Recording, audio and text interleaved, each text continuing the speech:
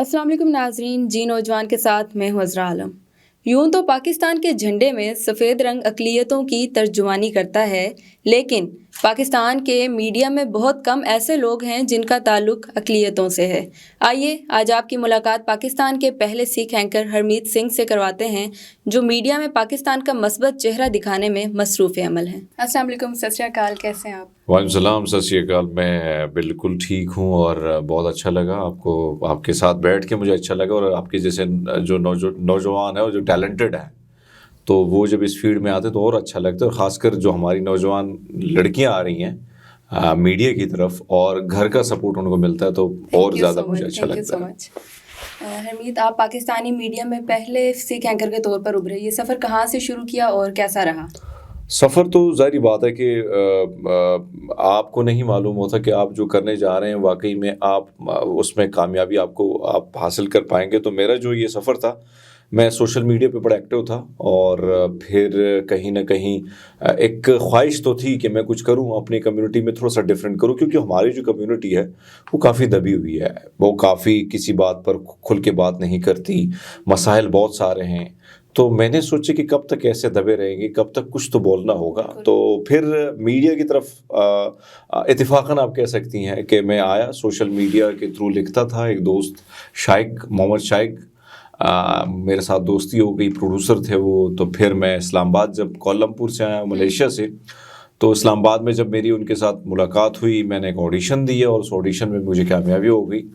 پھر اس کے بعد ظاہری بات ہے بڑی محنت، تو کیونکہ آپ محنت کے بغیر کہیں کوئی، آپ کو کیمرہ جو ہے، ٹھیک ہے آپ کی آواز پیاری ہو سکتی ہے، آپ کی شکل پیاری ہو سکتی ہے، آپ کی پرسنالٹی پیاری لگ سکتی ہے، اٹریکٹیو ہو سکتی ہے، لیکن آپ کے اندر ٹیلنٹ نہ ہو تو یہ کیمرہ آپ کو ختم کر لیتا ہے۔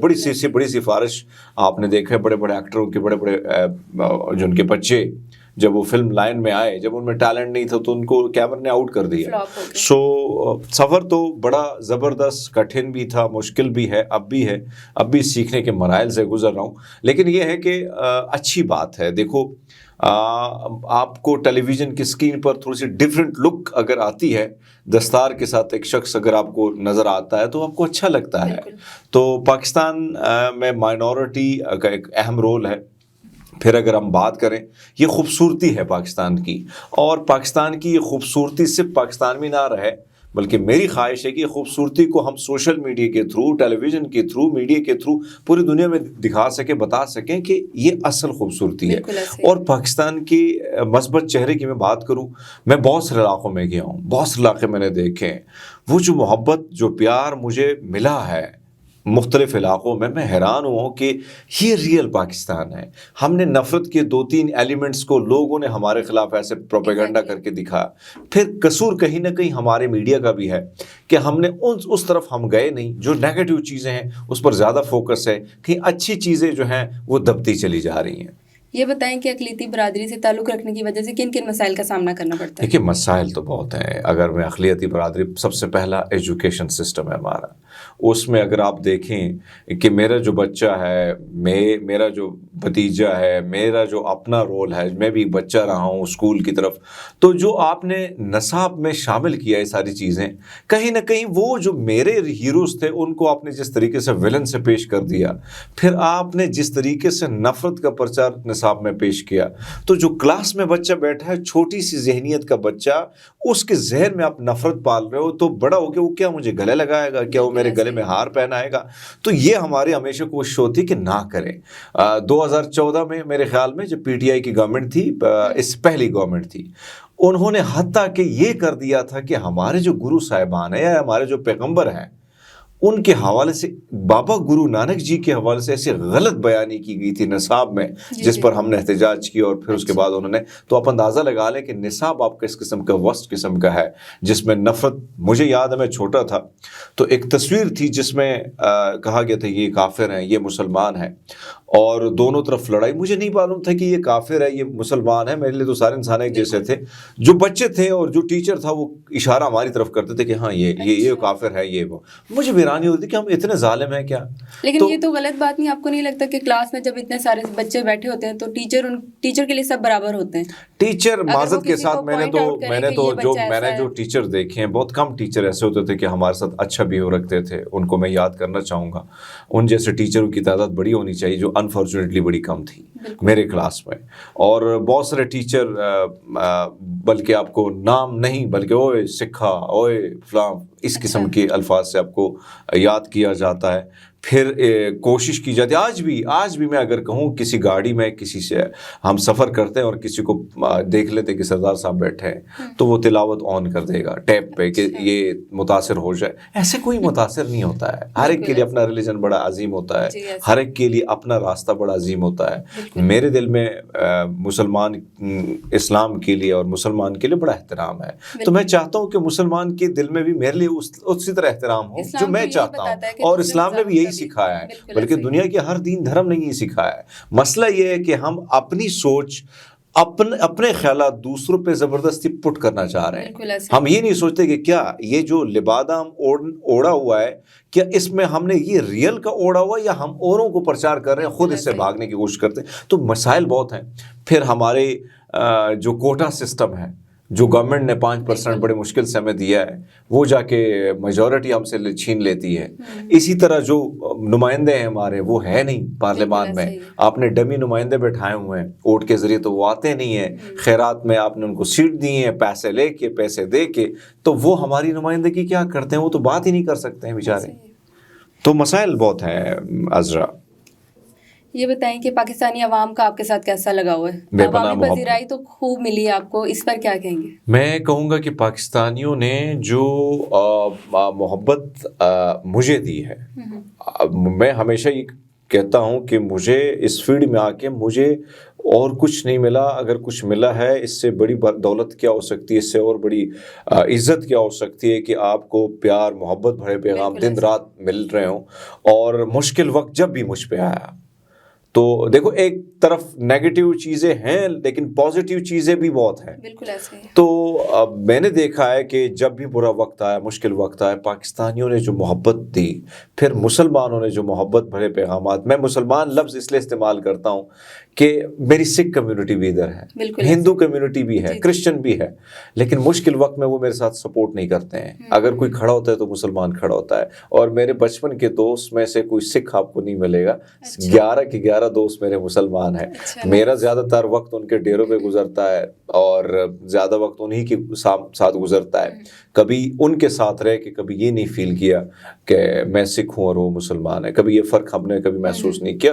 جو چیزیں میں نے آپ کو بتائیں یہ کہیں نہ کہیں اسکول اور اس لیول پہ ہو سکتی ہیں لیکن بہت پازیٹیو چیزیں ہیں. اور میری سوچ ایک ہوتی ہے، مسائل کی نشاندہی کرنے ایک صحافی کا کام ہے جو چیزوں پر کام کرنے لینا چاہیے، لیکن میں ہمیشہ پازیٹیو ویسے چلتا ہوں، سوچ سے چلتا ہوں اور ان چیزوں کو اجاگر کرنا میں اپنا فرض سمجھتا ہوں.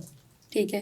یہ بتائیں ایز اے سکھ اینکر آپ کو کن مسائل کا میڈیا میں کن مسائل کا سامنا کرنا پڑا ہے؟ دیکھیے جی مسائل تو ہر صحافی کے لیے، ہر صحافی کے لیے. میں اگر یہ کہوں کہ صرف میرے لیے، ہاں بہت سارے چینلز میں جب میں نے کسی تھرو اپلائی کیا تو مجھے کس نے کس طریقے سے اس لیے ریجیکٹ کیا کہ یار سردار ہیں سکھ ہے، اس کے ساتھ کیا کریں گے، کوئی ایسی بات نہ کر دیں والے مسئلہ نہ بنا دے.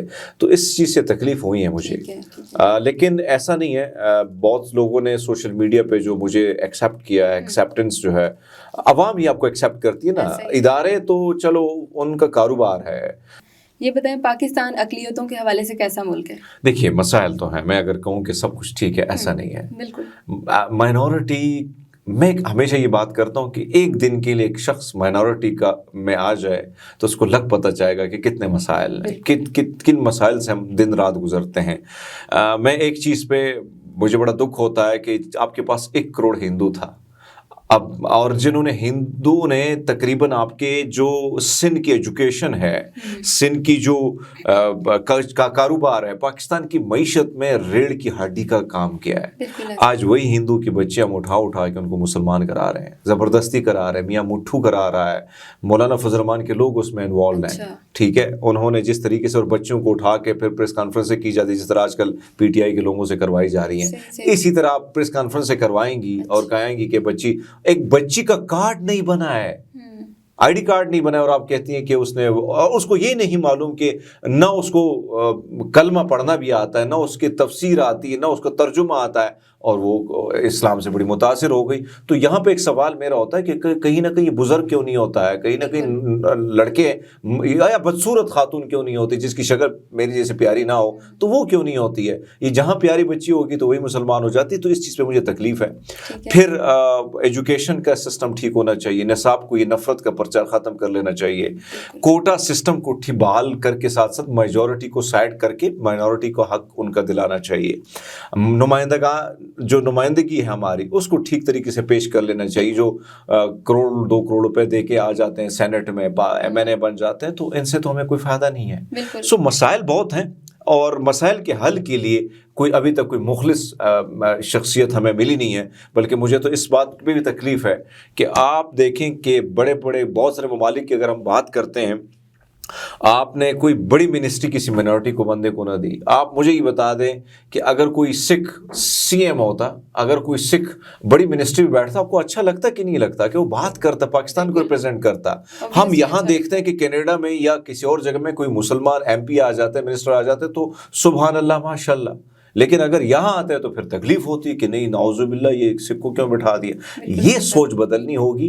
جب یہ سوچ بدلیں گے تو ایک خوبصورت سا چہرہ پوری دنیا میں جائے گا. یہ میری چھوٹی چھوٹی خواہش ہیں, لگتی بڑی ہیں, تو میں اس کا منتظر ہوں اپنے حکومت اور ایوان بالا سے. Okay, before we wrap up مجھے یہ بتائیں کہ نوجوان صحافیوں کے لیے آپ کیا مشورہ دینا چاہیں گے, بالخصوص وہ لوگ جو صحافت میں اپنا کیریئر کے حصول میں رکاوٹیں ان کو پیش آتی ہیں. پہلے تو نہ اس فیلڈ میں کچھ بھی نہیں رکھا ہے, پیسے نہیں ہیں, خواری ہے, ٹارچر ہے, کہیں نہ کہیں بہت سارے مسائل. اگر آپ دیکھتے ہیں کہ ٹیلی ویژن پہ یہ شخص کوٹ ٹائی پہن کے, ہاں بہت ساروں کو جو پہلے ہم سے آئے ہیں انہوں نے بڑے اچھے زندگی گزار بھی لی ہے, لیکن یہ ایک پیشن ہے.